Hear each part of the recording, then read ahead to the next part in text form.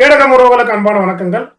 இன்றைய சிறப்பு விருந்தினராக நம்ம நிகழ்ச்சியில பங்கேற்று இருக்கக்கூடியவர் ஏசிபி ராஜேந்திர ராஜா அவர்கள் நம்மளுடன் இணைந்திருக்கிறார். நேரடியாக பல்வேறு விஷயங்களை குறித்து பேச போகிறோம். குறிப்பாக தர்மசாலாவில் இருக்கக்கூடிய அந்த கொடூர கொலைகள் குறித்து நம்ம சாரிடம் நிறைய கேள்விகள் கேட்க இருக்கிறோம். நேரடியாக நிகழ்ச்சிக்குள்ள போலாம் வாங்க. நீங்க ஃபர்ஸ்ட் ஆரம்பிக்கும் போதே சொல்லியிருந்தீங்க, சாமானியனுக்கும் ஒரு பெரிய பலம் படைத்தவர்களுக்கும் உண்டான ஒரு பெரிய போராக இது நீங்க சொல்லியிருந்தீங்க. இதுல இந்த வழக்கு விசாரித்த சிறப்பு புலனாய்வு தலைமை அதிகாரி பிரணாப் மொஹந்தி என்பவர் இடமாற்றம் செய்யப்பட இருக்கிறாரு. அந்த தகவல்கள் இப்போ வெளியாகி கொண்டிருக்கு. அப்படி இருக்கக்கூடிய சூழ்நிலையில இந்த விவகாரத்தை பொறுத்தவரை, இந்த வழக்கை பொறுத்தவரையில நீதி என்பது கிடைக்குமா என்பது ஒரு பெரிய சந்தேகமான ஒரு நிலைமைக்கு தள்ளப்பட்டிருக்கிறதாக இப்போ ஒரு விமர்சனம் இருக்கு. அதை எப்படி பாக்குறீங்க சார்? அதாவது இப்போது இருக்கிற அரசு அதிகாரத்தை வைத்து ஒரு அதிகாரியை மாற்றம் செய்துவிட முடியும். ஆனால் இப்போ இந்த ஒவ்வொரு எக்ஸுமேஷனா பிணங்களை தோண்டி எடுத்து விசாரணை செய்கின்ற எக்ஸுமேஷனும் அங்க இருக்கிற ரெவன்யூ அதிகாரிகள் மற்றும் விசாரணை அதிகாரிகளால் ரெக்கார்ட் செய்யப்பட்டு வருகிறது. எல்லாமே வீடியோ ரெக்கார்டிங் நடந்து கொண்டிருக்கிறது. இன்றைக்கு இல்லை என்றாலும் வேற ஒரு அதிகாரியை கண்டிப்பாக நியமித்து தான் ஆக வேண்டும். மக்களின் இப்போ சிபிஎம் என்கின்ற அமைப்பை சேர்ந்தவர்களும் பெண்ணி அமைப்பை சேர்ந்தவர்களும் பல்வேறு சமூக ஆர்வலர் வழக்குரைஞர்களும் இதை விடப்போவதில்லை என்று கூட இருந்து அதை ஃபாலோ பண்ணி கொண்டிருக்கிறார்கள். எனவே இதை நீர்த்து போக செய்யும் என்று அரசியல் அதிகாரம் கருதுமானால் மக்கள் சக்தி கண்டிப்பாக இதில் வெல்லும். அரசியல் அதிகாரம் தோற்கும் என்பது என்னுடைய ஒப்பீனியன். ஏனென்றால் எல்லோருமே மனித இனம். ஒரு மனித இனம் அப்படிங்கிற போது உலக மனித உரிமை பிரகடனம் என்ன சொல்லுது அப்படின்னா, ஒரு மனிதனாக பிறந்த ஒரே காரணத்தினாலே அவருக்கு இந்த உலகத்தில் சுதந்திரமாக வாழ்ந்து இயற்கை வளங்கள் அத்தனையுமே அனுபவித்து அவர் வாழ்வினை முடிப்பதற்கான அதிகாரம் ஒவ்வொரு தனி மனிதனுக்கும் இருக்கிறது. அந்த தனி மனிதனுடைய வரலாற்றை யாராவது ஒரு அற்பாசைக்காக அபிலாசைகளுக்காக இவர்கள்லாம் சிதைத்திருக்கிறார்கள், முடித்து வைத்திருக்கிறார்கள் என்று சொன்னால் அதை ஒருபோதும் அதாவது இப்ப எனக்கு ஒரே ஒரு பாடலை இதுல மட்டும் நான் வேண்டுமென்றே குறிப்பிட விரும்புகின்றேன்.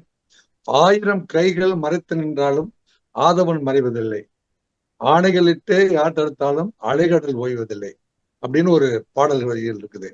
எனவே 1000 கைகள் மறைத்து நின்றாலும் இது ஒரு இப்ப நீங்க சொன்னீங்களே அவரு எஸ்ஐடியுடைய தலைவர், அவரை மட்டும் டிரான்ஸ்பர் பண்ணிட்டா இந்த வழக்கை நீத்து போக செய்யலாம் என்று யாராவது கருதினால் அது அவருடைய அறியாமை என்றே நான் கருதுகிறேன். இதை தாண்டி இப்ப அங்க ஒரு நூற்றுக்கணக்கான பிணங்கள் தேடக்கூடிய பணிகளை இப்போ ஈடுபட்டு கொண்டிருக்காங்க. இதற்கு சிறப்பு அந்த நிலத்தை ஊடுருவக்கூடிய சிறப்பு ரேடார் கருவி பயன்படுத்த போறதாக தகவல்கள் வெளியே இருக்கு. அந்த ரேடார்கள் மூலமாக அங்க இருக்கக்கூடிய எலும்புக்கூடுகள் விரைவில் கண்டுபிடிக்கப்படும் என்று சொல்லப்படுகிறது. இதை நீங்க எப்படி பாக்குறீங்க சார்? ஒரு காவல்துறை அதிகாரியாக இதுல இருக்கக்கூடிய உண்மைகள் என்ன, அதை எப்படி வெளிப்படுத்துவாங்க, அதை எப்படி பாக்குறீங்க? ஆமா, அதாவது ஒரு மாஸ் அதாவது இது மாஸ் பரியல் அப்படி சொல்றது. இது ஆங்கிலத்துல மாஸ் பரியல்னா பெரும் குவியல். அதாவது இப்ப நீங்க முள்ளிவாய்க்கால்ல பாத்தீங்கன்னா கொன்று குவித்தவர்கள் எல்லாம் ஒரு பெரிய டிச் மாதிரி வெட்டி அவங்கள புதைச்சிட்டாங்க, இது பண்ணிட்டாங்க பார்த்தீங்களா? அதையெல்லாம் திருப்பி கணக்கிடணும்னா எவ்வளவு கஷ்டமோ அதே போலதான் இப்போ இவருடைய நினைவுல இருக்கிற வரைக்கும், யாரு நம்ம விசில் பிளேயருடைய நினைவு இருக்கிற வரைக்கும் அவரு எத்தனை பேரை புதைத்தார் என்பதும், மற்றும் இன்னைக்கு எத்தனை கம்ப்ளைண்ட்ஸ் யாருடைய மகள் இருந்திருந்தாலும், தங்கை இருந்திருந்தாலும், அல்லது மனைவி இருந்திருந்தாலும் யாரும் இப்ப கம்ப்ளைண்ட் கொடுக்காம இருக்க போறதில்ல. அத்தனை கம்ப்ளைண்ட்டுக்கும் கண்டிப்பா அக்கௌண்ட் இப்ப எஸ்ஐடி அப்படின்னு ஒரு ஃபார்ம் பண்ணியாச்சு பாத்தீங்களா?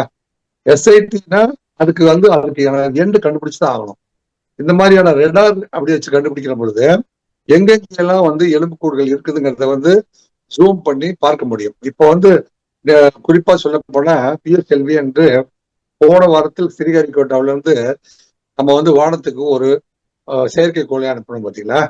அதுல எங்கெங்கெல்லாம் நீர்நிலைகள் இருக்குது, எந்தெந்த மண்ணுக்குள்ள எவ்வளவு தண்ணி இருக்கு, எந்தெந்த எங்க இயற்கை வளம் இருக்குதெல்லாம் கண்டுபிடிக்க முடியும். அந்த அளவுக்கு அறிவியல் வளர்ச்சி அதிகமாகிவிட்டது. எனவே ரெடார் மூலமாக இருக்கின்ற எலும்புக்கூடுகள் அத்தனையுமே கண்டுபிடிக்க முடியும். அப்படி முடிந்தால் இதுல என்ன ஒரே ஒரு சிக்கல் இதுல என்ன இருக்கு அப்படின்னா, இதுல யாரெல்லாம் கொலை செய்யப்பட்ட உடல்கள் அப்படிங்கறத இந்த விசில் ப்ளோயரை வச்சு கண்டுபிடிச்சிட முடியும். அதுக்கு மேல இருக்கிறவங்க கொலை செய்யப்பட்டவர்களா அல்லது அந்த கோயிலே இறந்து போனவர்களையும் சிலரை பிரித்திருக்காங்க, அது எது இது எது அப்படின்னு டிஎன்ஏ வச்சு கண்டுபிடிக்க முடியும். இப்போ இதுல என்ன செஞ்சிருக்காங்கன்னா, இந்த எஸ்ஐடில ஒரு பெரிய சிறப்பு என்னன்னா, டிஎன்ஏ டெஸ்ட் பண்றதுக்கு தனியா ஒரு டீம் போட்டிருக்காங்க. அதுல எந்தெந்த கம்ப்ளைண்ட் அவங்களுடைய சகோதரர்னா அவருடைய பிளட் எடுத்து அந்த எலும்புகளோட சோதனை போட்டு பார்க்கும்போது அதை டேலி பண்ண முடியும். இதுல கிட்டத்தட்ட இப்போ 406 கொலைகள் அப்படின்னு சொன்னா, அதுல குறிப்பா மேக்சிமம் 100-120 கொலைகளை மட்டுமே ப்ரூவ் பண்ணா கூட இந்த கூட்டம் அத்தனையுமே சிக்கிக்கொள்ளும், சட்டத்தின் பிடிக்கல வந்துரும். இந்த மாதிரி அநீதி எதிர்காலத்துல கற்பனை கூட பண்ணி பார்க்க கூடாது. யாருமே பணம் இருக்கிறதுனால ஏழை எளியவர்களை நம்ம எது வேணா பண்ணிடலாம் அப்படிங்கிற ஒரு சிந்தனைக்குள்ள என்னைக்கா இருந்தாலும் அப்படி செய்ய நினைக்கிறவர்கள் என்றைக்கா இருந்தாலும் சட்டத்தின் பிடியிலிருந்து இந்திய நாட்டுல நம்ம தப்பிக்க முடியாது அப்படிங்கிற ஒரு கற்பிதத்தை எதிர்கால இந்தியாவிற்கு ஒரு பாடமாய் கொடுப்பதற்கு இந்த வழக்கு ஒரு பாடமாய் அமையும் என்று என்னுடைய கருத்து. நான் இயற்கையை வேண்டிக் கொள்வதெல்லாம் இந்த வழக்கில் நீதி வெற்றி பெற வேண்டும். இயற்கை நீதி கண்டிப்பாக வெற்றி பெறும் என்று நான் நம்புகிறேன். என்னுடைய எக்ஸ்பீரியன்ஸ்ல எத்தனை பேர் எவிடன்ஸை மறைச்சு வாழ்ந்தவர்கள் அத்தனை பேருமே நீண்ட நாட்கள் வெற்றி பெற்றது இல்லை. எப்பவுமே தடயம் அதுல என்ன சொல்றாங்கன்னா, the scene of crime is a mine of clues சொல்லுவாங்க. நாங்க அந்த சீன் ஆஃப் கிரைம்குள்ள போற வரைக்கும் தான் அவனுக்கு அந்த எதிரிக்கு அது எதிரிக்கு கொஞ்சம் ஃப்ரீடம், எதிரி தப்பித்திருந்து வாழ்ந்திருக்க முடியும். ஆனால் நாங்க சீனுக்கு போனதுக்கு அப்புறமே பாத்தீங்கன்னா அதை தகவல்களின் சுரங்கமா நாங்க எடுத்துக்குவோம். ஒவ்வொரு தகவல்களையும் நாங்க போலீஸ்ல அக்கௌண்ட் பண்ண ஆரம்பிச்சோம்னா எதிரி எந்த மொழியிலும் தப்பிக்க முடியாது.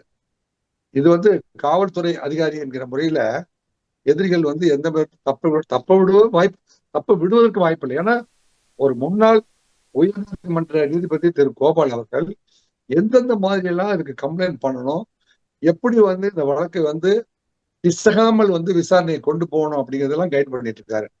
அந்த கோபால் அவர்கள் ஏற்கனவே இப்ப அவர் பணியில் இல்லை, ஓய்வு பெற்றாரு. இதே அவருடைய முழு நேர பணியா அவர் எடுத்துட்டு இருக்காரு.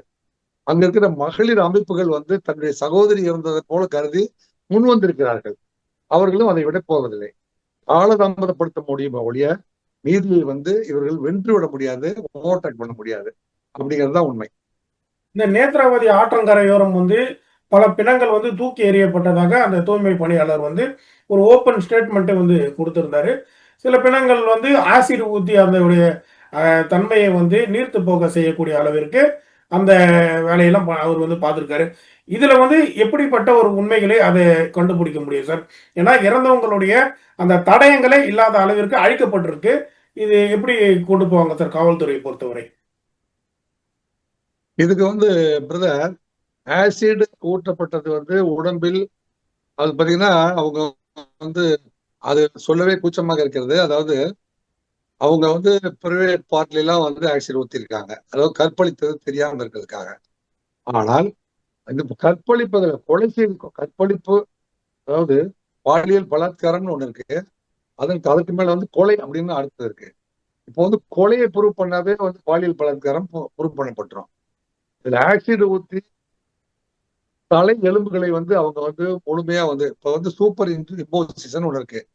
அது நம்ம தமிழ்நாட்டுல இருக்கிற டைரக்டர், முன்னாள் டைரக்டர் சந்திரசேகர் அப்படிங்கிறது தான் மண்டை எலும்புகள் முழுசா இப்ப தலை கிடைச்சிருக்கு பாத்தீங்களா, அந்த தலையை வச்சு அவங்களுடைய புகைப்படத்தை 3 புகைப்படத்தை வச்சு சூப்பர் இம்போஸ் பண்ணா இவர் தான் கொலை செய்யப்பட்ட நபர் என்பதை ஈஸியா கண்டுபிடிச்சிட முடியும். அதாவது அந்த எலும்புகள்ல இருந்து எலும்புகள் இருந்தும் நகங்கள் இருந்தும் முடியின் பாகங்கள் இருந்தும் அவர் பெண் என்றும் ஆண் என்றும் டிஎன்ஏ எது என்றும் கண்டுபிடிக்க முடியும். அவங்க ரத்த மாதிரியை வைத்து டிஎன்ஏ எடுத்து விட முடியும். அதனால சாதாரணமா ஏனோ தானோ என்று யாராவது பேசினாங்கன்னா அதையெல்லாம் பொதுமக்கள் நம்ப வேண்டாம். இந்த வழக்குல கண்டுபிடிப்பதற்கான வாய்ப்புகள் 100% இருக்கிறது. அறிவியல் வளர்ச்சியின் காரணமா இந்த வழக்குல ப்ரூவ் பண்றதுக்கான வாய்ப்புகள் கொட்டு கிடக்கின்றன. எனவே எதிரிகள் கண்டிப்பாக தப்பிக்க முடியாது.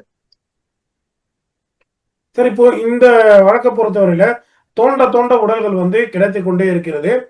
சில உடல்கள் தலை எல்லாம் துண்டிக்கப்பட்டு மிக கொடூரமாக இருக்கக்கூடிய அந்த இதெல்லாம் வெளியாகி கொண்டிருக்கு.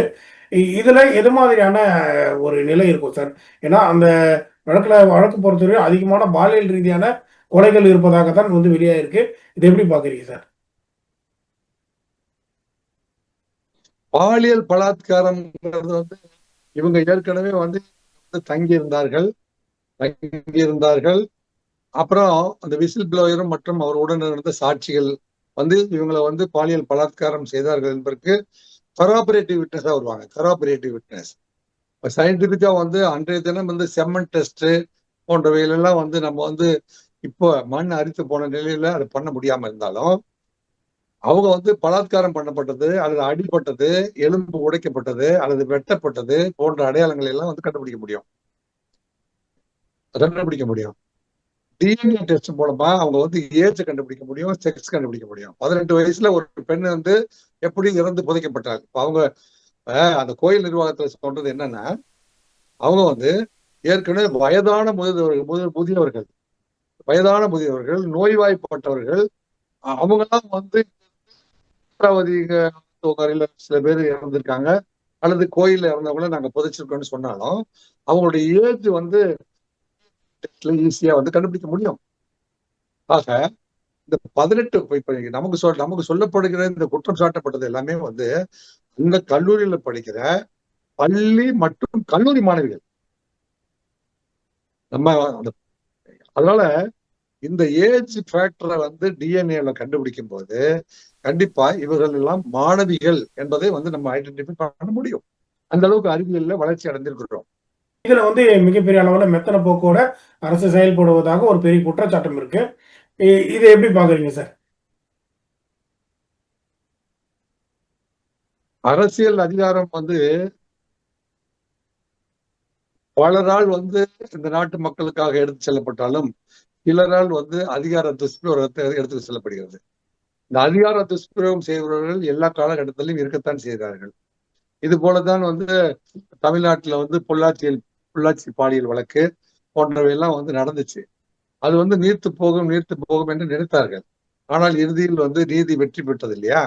இன்னைக்கு சாகும் வரை சிறை தண்டனை பெற்று அவர்கள் எல்லாம் சிறைக்குள் சென்றார்கள். தமிழ்நாடு ஒரு மிகப்பெரிய முன்னுதாரணமாக நீதி வழங்குகின்ற